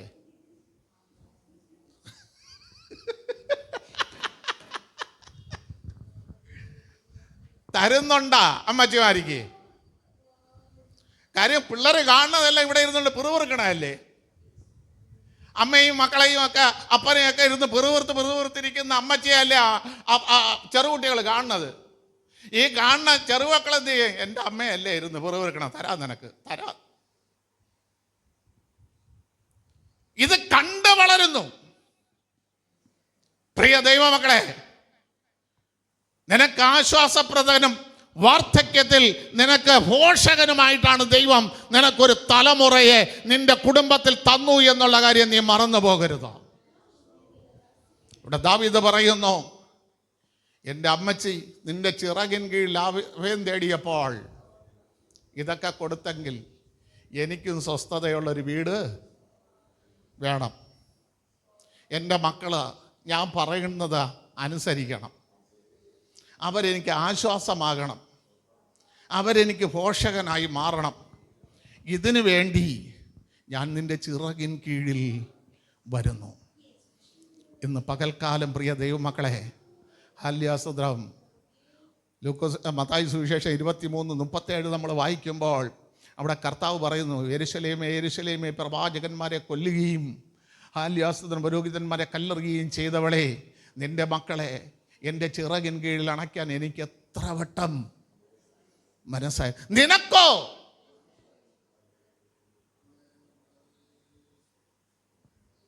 നിനക്ക് മനസ്സില്ല. ഞാൻ ചോദിക്കട്ടെ, ഹല്ലേലൂയ, സ്തോത്രം ചെയ്യുന്നു. നമ്മൾ പൈസ കൊടുത്ത് ട്യൂഷൻ ക്ലാസ് വയ്ക്കുന്നു. പിള്ളേർക്ക് ട്യൂഷൻ മാത്സിൻ്റെയും ഫിസിക്സിൻ്റെയും അല്ലേ ഇത് ഇംഗ്ലീഷിനും ഇത് മൂന്നിനുമാണല്ലോ ട്യൂഷൻ കൂടുതൽ വയ്ക്കുന്നത്. ഫിസിക്സിനും സയൻസിനും മാത്സിനും ഇംഗ്ലീഷിനും. ഈ ക്ലാസ് നമ്മളെ കുഞ്ഞുങ്ങൾക്ക് സാറ് പറയുകയാണ്, എനിക്ക് 9 മണിക്ക് എവിടെയെങ്കിലും പോകണം, അതിനു മുമ്പേ വന്നാൽ 6 മണിക്ക് വന്നാൽ 6 മണി തൊട്ട് 8 മണി വരെ ഞാൻ അവനെ പഠിപ്പിക്കും. ഈ 6 മണി എന്ന് പറയുന്ന 5:30 മണിക്ക് മുമ്പേ മോൻ്റെ ചെന്ന് നടന്നിട്ട് മക്കളെ എഴുയട ചന്തയിൽ തള്ളണത്. 6:30 എന്ത് ചെയ്യും? 6 മണിക്ക് നീ എന്നെങ്കിലും സൺഡേ സ്കൂളിന് ഇതേപോലെ തള്ളിയിട്ടുണ്ടാ? എന്നെങ്കിലും? മക്കളെ ഇത് ഞായറാഴ്ചയാണ്, ദൈവവചനം പഠിക്കാൻ പോണം. മക്കളെ എന്നെങ്കിലും നീ തള്ളിയിട്ടുണ്ടാ? എങ്കിൽ പറ. അപ്പം നിനക്കല്ലേ മനസ്സില്ലാത്തത്? അമ്മയ്ക്കാണോ മനസ്സില്ലാത്തത്? അതോ ദൈവത്തിനോ?